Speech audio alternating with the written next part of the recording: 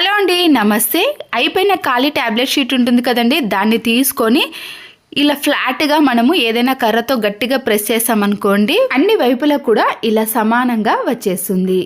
దీన్ని మనము చాలా రకాలుగా యూజ్ చేసుకోవచ్చండి. పాల గిన్నెను హై ఫ్లేమ్లో పెట్టినప్పుడు ఇలా మీగడ అనేది గిన్నెకు అతుకపోవటం లేదా ప్రతిసారి స్క్రబ్బర్తో గట్టిగా రుద్దాల్సిన పని కూడా ఏర్పడుతుంది కదండి. అలాంటి పని ఏది లేకుండా, అంతేకాకుండా గిన్నెకు మనము స్క్రబ్బర్తో ఇలా రాసామనుకోండి గీతలు కూడా పడతాయి కదా. అలాంటి పని ఏది లేకుండా ఉండాలంటే అయిపోయిన ట్యాబ్లెట్ షీట్ని తీసుకొని మనము పాల గిన్నెను ఇలా రుద్దేసామనుకోండి, ఒక్క గీత కూడా పడకుండా ఉండటమే కాకుండా దాని చుట్టూ ఉన్న పాల మీగడ అంతా కూడా ఈజీగా వచ్చేస్తుంది. ఎంత మాడిన గిన్నెనైనా సరేనండి, ఇలా అయిపోయిన ట్యాబ్లెట్ షీట్స్తో క్లీన్ చేశారనుకోండి చాలా ఫ్రెష్గా నీట్గా తయారవుతుంది. ఇంతకుముందు ఈ టిప్ తెలియక నేను స్క్రబ్బర్ తోటే ఈ పాల గిన్నెను రుద్దేశానండి. మధ్యలో లైన్స్ కూడా పడ్డాయి కదా. ఈ టిప్ అనేది చాలా బాగా యూజ్ అవుతుంది. ఇలాంటి ట్యాబ్లెట్ షీట్ని ఉపయోగించి మనము ఇడ్లీ పాత్రలను కానీ పాల గిన్నెలను కానీ మాడిపోయిన గిన్నెలను ఈజీగా క్లీన్ చేసుకోవచ్చు. సిరప్స్ని మనం ఓపెన్ చేసిన తర్వాత మళ్ళీ వాటిని క్యాప్ని గట్టిగా పెట్టేసినా కానీ ఒక్కొక్కసారి దాంట్లో ఉండే సిరప్ అనేది లీక్ అయిపోతుందండి.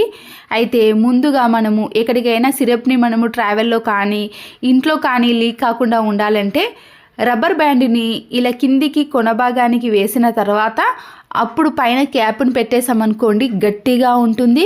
సిరప్ని మనము ఎక్కడికి తీసుకెళ్ళినా కానీ కింద పడ్డా కానీ దాంట్లో ఉండే సిరప్ అనేది బయటకి రాకుండా ఉంటుంది. చిన్నపిల్లలు స్కూల్కి వెళ్ళేటప్పుడు మనము షూ లేస్ కట్టి పంపిస్తామండి. తర్వాత మధ్యలో ఆ లేస్ అనేది బయటికి వచ్చేస్తుంది. అయితే చిన్నపిల్లలు మళ్ళీ ఆ షూ లేస్ని కట్టుకోవాలంటే ఇబ్బంది పడతారు కదండి. ముందుగానే మనము షూ లేస్ని కట్టినప్పుడే హాట్ వాటర్ ఉంటుంది కదండి, ఒక్కొక్క డ్రాప్ అనేది ఎక్కడైతే షూ లేస్ని ముడివేసామో ఆ డ్రాప్ అనేది దానిపైన వేసేయండి. ఇలా చేశారనుకోండి మనం షూ లేస్ ముడి అనేది చాలా గట్టిగా ఉంటుందండి. పిల్లలు ఇంటికి వచ్చే వరకు కూడా ఆ ముడి అనేది విడిపోదు. చెప్పులు కానీ షూస్ కానీ ఏవైనా నీటితో శుభ్రం చేసిన తర్వాత బయట ఆరబెట్టుకుంటాం కదండి. ఇలా ఆరబెట్టుకున్నాం అనుకోండి చెప్పులు అనేవి త్వరగా ఆరిపోతాయి, కానీ ఇవి అస్సలకే నిలబడకుండా ఉంటాయి కదా. అలాంటి టైంలో మన ఇంట్లో ఉండే బట్టల క్లిప్ ఉంటుంది కదండి, ఆ బట్టల క్లిప్ను తీసుకొని ఇలా రెండింటిని జాయింట్ చేసి మనం పెట్టేసామనుకోండి దాంట్లో ఉండే వాటర్ అనేవి ఈజీగా వచ్చేసాయి. అప్పుడు చెప్పులు అనేవి చాలా త్వరగా ఆరిపోతాయి. ఫ్రిడ్జ్లో మనము కూరగాయలతో పాటు సరుకులను కూడా పురుగు పట్టకుండా స్టోర్ చేసుకుంటాం కదండి. అయితే ఎక్కువగా స్పేస్ లేనప్పుడు ఇలా పైన డబ్బాలను కూడా ఒకదాని మీద ఒకటి పెట్టేసాం. మళ్ళీ ఫ్రిడ్జ్ ఓపెన్ చేసినా కానీ లేదా క్లోజ్ చేసినా కానీ మళ్ళీ కింద పడే అవకాశం కూడా ఉంటుందండి. ఇంట్లో ఏవైనా ఇలాంటి పెద్ద సైజు బిర్యానీ బాక్సులు కానీ లేదా పిల్లల యొక్క అట్టముక్కలు ఉంటాయి కదండి, లేదా కార్డ్బోర్డ్ షీట్ అయినా పర్వాలేదండి, గట్టిగా ఉన్న వాటిని మనము ఇలా ఫ్రిడ్జ్ డోర్కి తాకకుండా ఈజీగా పెట్టేసామనుకోండి దాంట్లో ఉండే ఐటమ్స్ అనేవి కింద పడకుండా ఉంటాయి. మనము ఎంత గట్టిగా ఓపెన్ చేసినా కానీ క్లోజ్ చేసినా కానీ ఇలా ఒకదానిపైన ఉన్న ఒక బాక్సులు కూడా అస్సలకే కింద పడవు. మరొక యూస్ఫుల్ టిప్, ఇంట్లో రేషన్ బియ్యం కానీ సన్న బియ్యం ఎలాంటి రైస్ అయినా సరేనండి త్వరగా పురుగు పట్టే అవకాశం అయితే ఉంటుంది. దాంట్లో నల్ల పురుగు కానీ తెల్ల పురుగు అనేది ఎక్కువగా పడుతుంది కదా.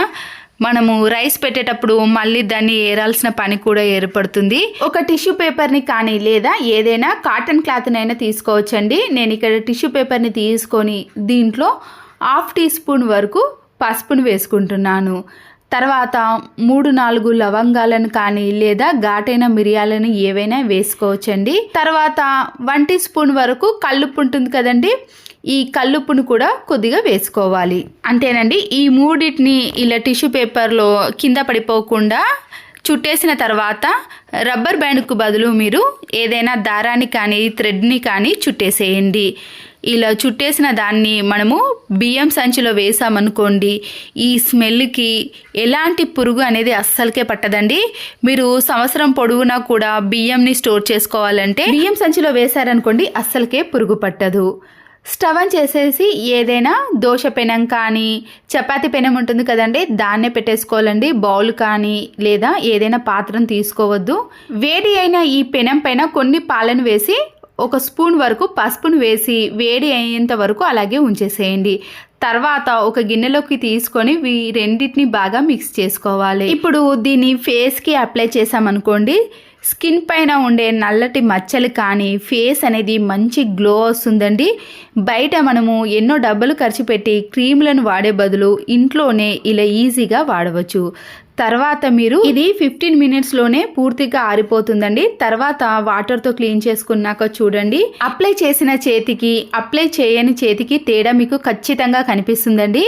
మీరు ఇలా వీక్ ఒక్కసారన్నా ఫేస్కి అప్లై చేశారనుకోండి, 1 మంత్లోనే మీకు ఫేస్ అనేది గ్లో వచ్చేస్తుంది. చూడండి, అప్లై చేసిన చేతి అయితే ఎంత స్మూత్గా ఉందో. మరొక యూస్ఫుల్ టిప్, మనము ఆకుకూరలు కానీ లేదా ప్రతిరోజు వాడే కరివేపాకు, కొత్తిమీరని నీటితో శుభ్రం చేసుకోవాలి అన్నప్పుడు ఇలాంటి నెట్టెడ్ బ్యాగులు ఉంటాయి కదండి, ఆ బ్యాగ్లో మనము ఎంత కావాలనో ఆ కొత్తిమీరని పెట్టేసి ఏదైనా బౌల్లో కానీ లేదా డైరెక్ట్గా ట్యాప్ కింద పెట్టేసి శుభ్రం చేస్తామనుకోండి, కొత్తిమీర అనేది అస్సలకే బయటకు రాకుండా మన పని అనేది చాలా ఈజీ అయిపోతుందండి. తర్వాత దీంట్లో ఉండే వాటర్ని అంతా కూడా గట్టిగా తీసేసిన తర్వాత కర్రీలో వేసుకుంటే సరిపోతుంది. ఇలాంటి నెట్టెడ్ బ్యాగ్లను మనము చాలా రకాలుగా యూజ్ చేసుకోవచ్చు. ఏదైనా పేపర్ ప్లేట్ని కానీ ఇలాంటి బౌల్ని తీసుకున్నాక 1 టీ స్పూన్ వరకు పసుపును, 2 టీ స్పూన్స్ వరకు బియ్యం పిండి ఉంటుంది కదండి, దాన్ని తీసుకోవాలి. అలాగే 1 టీ స్పూన్ వరకు మన ఇంట్లో ఉండే సర్ఫ్ ఉంటుంది కదా, ఏదైనా పర్వాలేదండి, దాన్ని కూడా 1 టీ స్పూన్ వరకు వేసుకోవాలి. ఈ మూడింటిని బాగా కలిపేసిన తర్వాత మనము మిక్సీ జార్లోకి వేసుకోవాలి. ఖచ్చితంగా వీటిని మిక్సీ పట్టుకోవాలండి, అప్పుడే మనకి కలర్ అనేది చేంజ్ వస్తుంది. చూసారు కదండి, ఇలా మిక్సీ పట్టుకున్నాక చూపిస్తాను కలర్ అనేది ఎలా వచ్చిందో. కలర్ అనేది ఇలా పూర్తిగా చేంజ్ అనేది వస్తుందండి. మీరు ఇంకా కొద్దిగా పసుపుని యాడ్ చేశారనుకోండి, ఇంకా రెడ్ కలర్ అనేది వస్తుంది. చూసారు కదండి, కలర్ అనేది చేంజ్ అయిపోతుంది. మీరు బియ్యం పిండి ప్లేస్లో సాల్ట్ని కూడా వాడవచ్చు. అప్పటికప్పుడు మనము కలర్స్ని ప్రిపేర్ చేసుకోవాలంటే, ఇంతకుముందు నేను ఉజాలతో కూడా కలర్ని చేసి చూపించానండి. అలా ఇంట్లో ఉండే వాటితోటే కలర్ని ప్రిపేర్ చేసుకోవచ్చు. ఫ్యాన్ కింద కానీ ఎండలో ఆరబెట్టుకున్నాం అనుకోండి, మనకి కలర్ అనేది పూర్తిగా రెడీ అయిపోతుంది. తర్వాత దీన్ని యూజ్ చేసామనుకోండి, చాలా అందంగా వస్తుందండి. బయట కొన్న వాటికంటే ఇంట్లోనే ఈజీగా ప్రిపేర్ చేసుకోవచ్చు. అంతేకాకుండా బయట కొన్న వాటికైతే చేతికి కలర్స్ అనేవి అలాగే ఉండిపోతాయి. మనము మళ్ళీ వాటిని సోప్తో రుద్దాల్సిన పని ఉంటుంది కదా, ఇవైతే చేతికి కొద్దిగా కూడా కలర్ అనేది అస్సలకి అంటుకోకుండా ఉంటుంది. వేస్ట్గా ఉన్న హ్యాండ్ బ్యాగ్లు ఉంటాయి కదండి, వాటిని పడేస్తాం. కానీ ఇలాంటి చినిగిపోయిన హ్యాండ్ బ్యాగ్లను మనము బెడ్ పైన వేసిన పరుపు కింద ఈ పర్సును ఇలా పెట్టేసామనుకోండి, కింద పడకుండా ఉంటుంది. లేదా మీరు గ్లూ గమ్ముతో కూడా ఎక్కడైనా అతికించేసుకోవచ్చండి. ఇలా గట్టిగా ఉంటుంది కాబట్టి మనము దీంట్లో నైట్ పూట సంబంధించినవి ఏవైనా ఈజీగా పెట్టుకోవచ్చండి. ప్రతిసారి మనము బెడ్ పైన లేవాల్సిన అవసరం ఉండదు. ప్రతిరోజు యూజ్ చేసే మనము ట్యాబ్లెట్స్ని కానీ, సిరప్లు, జండు బాము, అలాగే వ్యాజ్లైను ఏవైనా సరేనండి, ఫోనును ఏదైనా సరే ఈ హ్యాండ్ బ్యాగ్లో ఈజీగా పెట్టుకోవచ్చు. ఒక్కొక్కసారి బెడ్కి మనకి అటుపక్కల ఇటుపక్కల సెల్ఫ్లు కానీ సపోర్ట్ కానీ లేనప్పుడు మనము హ్యాండ్ బ్యాగ్ని పెట్టేసుకొని అన్నిటినీ కూడా ఇలా రెడీ చేసుకోవచ్చు. నచ్చితే తప్పకుండా ఒక లైక్ చేయండి. పాత లంగాలు లేదా వీటినే పావడాలు అంటారండి. ఈ పాత పావడాలు చినిగిపోయినవి కానీ లేదా కలర్ పోయినవి ఉంటాయి కదా, వాటిని ఏదైనా తీసుకోవచ్చండి. కింది భాగాన ఓపెన్ ఉంటుంది కదండి, దాన్ని మనము స్టిచ్చింగ్ వేసుకోవాలి. లేదా మనము చేతి పైన కూడా ఇలా కుట్టేసుకోండి, అప్పుడు ఇది పూర్తిగా క్లోజ్ అయిపోతుంది కదా.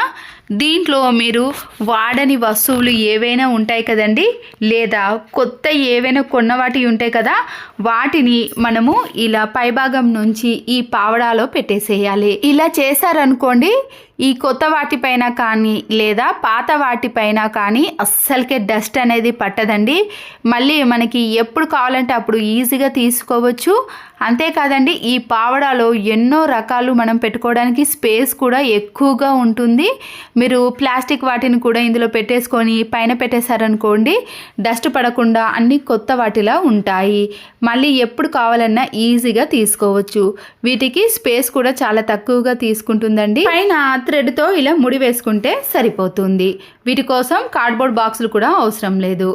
ఇంట్లో ఇలాంటి చిన్న చిన్న రోల్స్ ఉంటాయి కదండి, ఆ రోల్కి సరిపడే క్యాప్స్, బిర్యానీ బాక్సులు ఉంటాయి కదండి, దాన్ని ఏదైనా ఇలా సెట్ చేసుకోవాలి గట్టిగా ఉన్న వాటిని.